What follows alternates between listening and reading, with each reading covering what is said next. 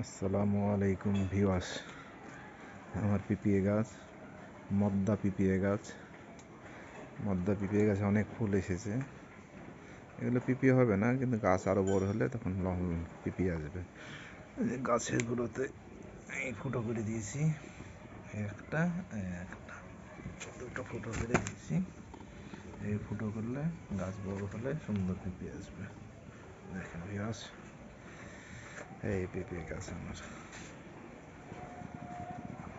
আর একটা পিপিএ গাছ আছে, যেটা একটু ছোট, মানে বড় হতেছে।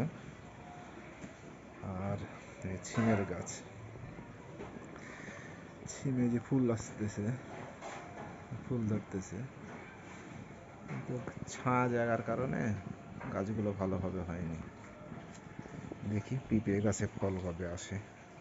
আসসালামু আলাইকুম রহমতুল্লাহ। সকলে 5 ওয়াক্ত নামাজ